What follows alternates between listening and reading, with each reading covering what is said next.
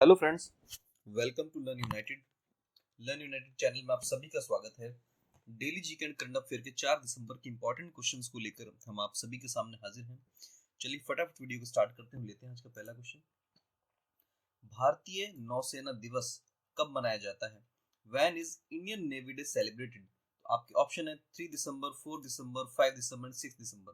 तो यहाँ पर करेक्ट आंसर है 4 दिसंबर। जो इंडियन नेवी डे मनाया जाता है वो 4 दिसंबर को सेलिब्रेट किया जाता है। चलिए इसके बारे में थोड़ा जान लेते हैं। हर साल भारतीय नौसेना दिवस 4 दिसंबर को मनाया जाता है। इस वर्ष भारतीय नौसेना दिवस निम्नलिखित थीम पर मनाया जा रहा है। इस साल इसकी थीम क्या थी? Combat ready, credible and cohesive. और यह थीम संदेश भेजती है कि भारत हिंद महासागर क्षेत्र में चीनियों की गतिविधियों पर नजर रख रहा है और भारतीय नौसेना किसी भी समय चीनी सेना का सामना करने के लिए तैयार है। और ये क्यों मनाया जाता है इसलिए थोड़ा जान लेते हैं। ऑपरेशन ट्राइडेंट के उपलक्ष्य में हर साल भारतीय नौसेना दिवस मनाया जाता है। तो ये भी क्वेश्चन बन सकता है कभी कि ऑपरेशन ट्राइडेंट क्या है और भारतीय नौसेना दिवस क्यों मनाया जाता है। तो ऑपरेशन ट्राइडेंट के उपलक्ष्य में मनाया जाता है।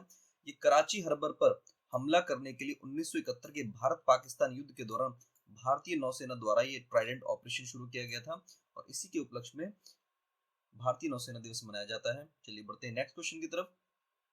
श्रेष्ठ योजना का संबंध इनमें से किसके साथ है?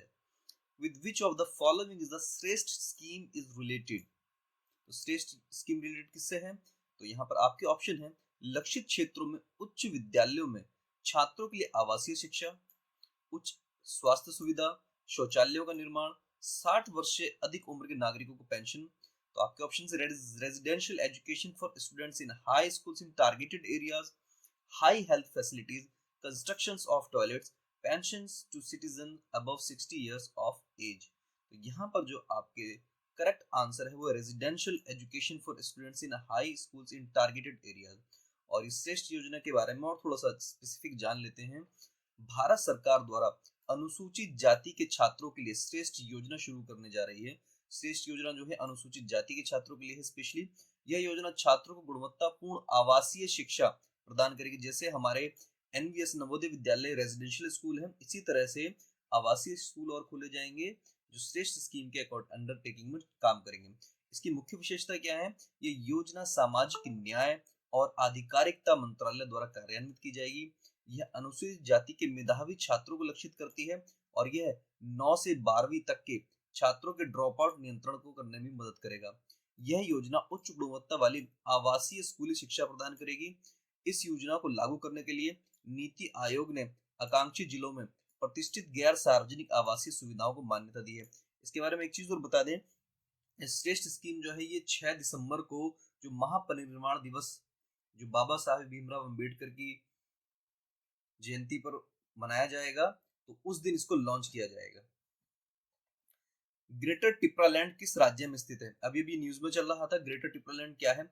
In which state is greater Tipraland located? तो ग्रेटर टिप्रालैंड क्या केरल में है, बिहार में है, सिक्किम में है, त्रिपुरा में है? तो यहाँ पर करेक्ट आंसर है आपका त्रिपुरा। ग्रेटर टिप्रालैंड के बारे में थोड़ा सा और जान लेते हैं स्पेसिफिक। ग्रेटर टिप्रालैंड त्रिपुरा का एक क्षेत्र है। कई आदिवासी इस क्षेत्र को अलग राज्य बनाने की मांग कर रहे हैं। एक अलग राज्य बनाने की मांग चल रही है, इसलिए अभी ये न्यूज में था। और ये मामला क्या है पूरा इसके बारे में जान लेते हैं। त्रिपुरा में 19 अधिसूचित अनुसूचित जनजातियां हैं। इनमें 5.92 लाख त्रिपुरी, 1.88 लाख रियांग है। ये 3 आदिवासी समूह राज्य के प्रमुख आदिवासी हैं। कुछ छोटे आदिवासी समूहों ने हाथ मिला लिया है और टिपरा मोथा और IPFT indigenous peoples front of Tripura IPFT राजनीतिक दलों का गठन किया है। ये पार्टियां अब तर्क दे रही हैं कि वे अपने अस्तित्व के लिए एक अलग राज्य चाहते हैं, एक डिफरेंट राज्य चाहते हैं, टिप्रालैंड जो ग्रेटर टिप्रालैंड है उसको। चलिए अगला क्वेश्चन चलते हैं। 1 महीने तक चलने वाला राष्ट्रव्यापी पुनीत सागर अभियान का आयोजन किसके द्वारा किया जा रहा है? Who is organising the 1 month long nationwide Puneet Sagar Abhiyan? क्या ये नेशनल कैडेट कोर्प्स के द्वारा किया जा रहा है, Bharat scout and guides, red cross society या यूनिसेफ के द्वारा किया जा रहा है? तो यहाँ पर इसका करेक्ट आंसर है नेशनल कैडेट कोर्प्स के थ्रू ये पुनीत सागर अभियान आयोजित किया जा रहा है। और पुनीत सागर अभियान में क्या किया जा रहा है इसके बारे में जानते हैं। इस अभियान का मुख्य उद्देश्य तटीय क्षेत्रों में समुद्र के किनारे प्लास्टिक कचरे को साफ करना और जागरूकता पैदा करना और लक्षित आबादी को समुद्र तटों के साथ प्लास्टिक प्रदूषण के संरक्षण और प्रभाव के उपायों के बारे में शिक्षित करना है। बेसिकली जितने भी तटीय क्षेत्र हैं, जितने भी हमारे बीच हैं, उनको क्लीन करने के लिए ये पुनीत सागर अभियान चलाया जा रहा है, ताकि वहां पर जितने भी टूरिस्ट और जो वहां आसपास आबादी में लोग रहते हैं, वो वहां पर होने वाले पोल्यूशन से सागरों को बचा सकें और उसके बारे में अवेयर हो सकें। अभी इंपॉर्टेंट क्वेश्चंस हैं। असम वैभव पुरस्कार से किसको सम्मानित किया गया है? Who has been honored with the Assam Vaibhav award? तो यहाँ पर आपके ऑप्शन है आनंद महिंद्रा, रतन टाटा, अजीम प्रेमजी और मुकेश अंबानी। तो यहाँ पर रतन टाटा जी को असम वैभव अवार्ड से सम्मानित किया गया है। चलिए बढ़ते हैं नेक्स्ट क्वेश्चन की तरफ। असम सौरव पुरस्कार से किसको सम्मानित किया गया है? असम वैभव से रतन टाटा जी को और असम सौरव पुरस्कार से किसको सम्मानित किया गया? Who has been honored with the Assam Saurav award? तो यहाँ पर आनंद महिंद्रा, रतन टाटा, लवलीना बोर्गोहेन, एमसी मरकम। तो यहाँ पर जो करेक्ट आंसर है वो लवलीना बोर्गोहेन है। और ये लवलीना बोर्गोहेन कौन है? ये लवलीना बोर्गोहेन अभी ओलंपिक में जिन्होंने बॉक्सिंग में ब्रॉन्ज मेडल जीता था, ये वो हैं जो कि असम की रहने वाली हैं। राज्य के सर्वोच्च नागरिक पुरस्कार असम वैभव के लिए टाटा के नाम की घोषणा बृहस्पतिवार को ही कर दी गई थी। रतन टाटा को राज्य में कैंसर देखभाल की सुविधाओं के प्रति, अगर किस काम की वजह से दिया गया है रतन टाटा जी को, तो कैंसर देखभाल सुविधाओं के प्रति उनके योगदान के लिए असम वैभव पुरस्कार के वास्ते चुना गया है। और असम सौरव से सम्मानित किए जाने वाले 5 लोगों में, इनके अलावा लवलीना के अलावा 5 लोग को मिलाकर 5 लोग हैं। ओलंपिक पदक विजेता लवलीना बोर्गोहेन को खेल में उनके योगदान के लिए असम सौरव से सम्मानित किया जाएगा। नेक्स्ट क्वेश्चन चलते हैं। स्काईट्रैक्स द्वारा इस वर्ष भारत और मध्य एशिया का सर्वश्रेष्ठ हवाई अड्डा किसे चुना गया है?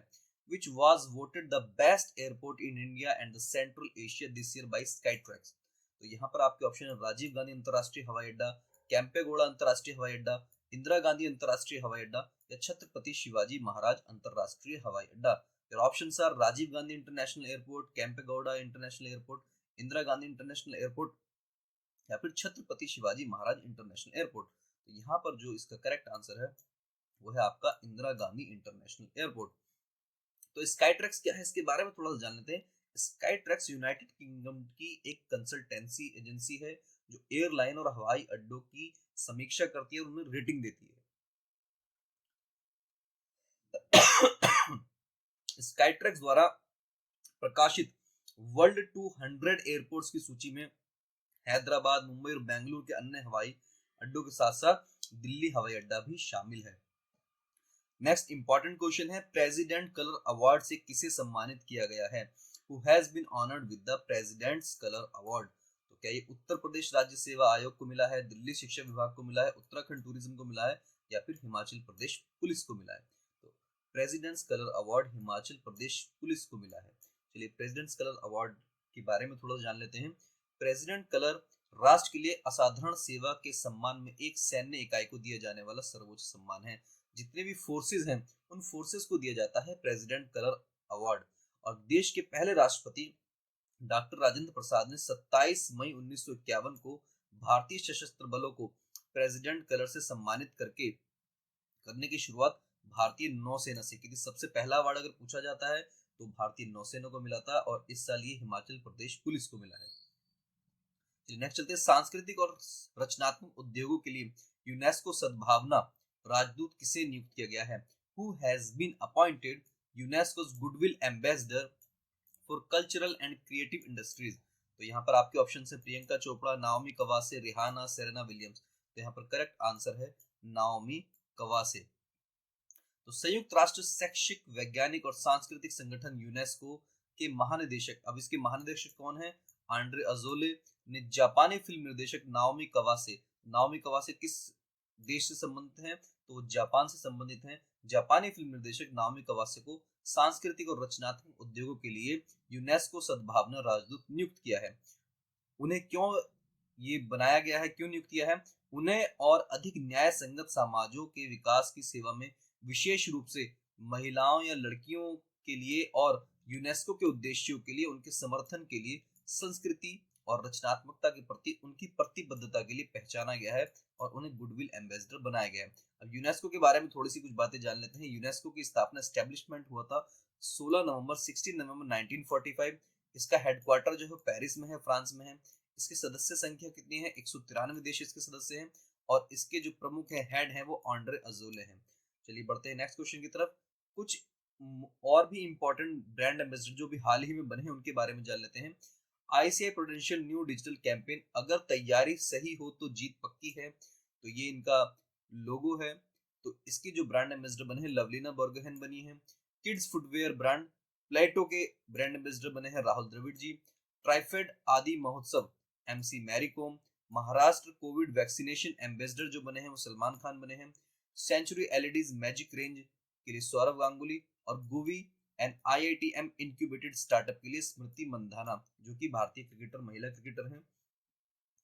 हाल ही में किसने सावधान रहें सेफ रहें कैंपेन लॉन्च किया है? हु रिसेंटली लॉन्च्ड सावधान रहें सेफ रहें कैंपेन? तो ये HDFC bank, Bajaj Finserv, state bank of India या फिर कोटक महिंद्रा। तो यहाँ पर करेक्ट आंसर है बजाज फिनसर्व ने सावधान रहें सेफ रहें कैंपेन को लॉन्च किया है।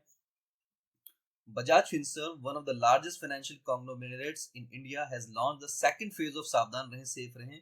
सावधान रहें सेफ रहें का सेकंड फेज था और ये पब्लिक को अवेयर करने के लिए कैंपेन है कि लाइफ इंश्योरेंस में आपके साथ फ्रॉड ना हो।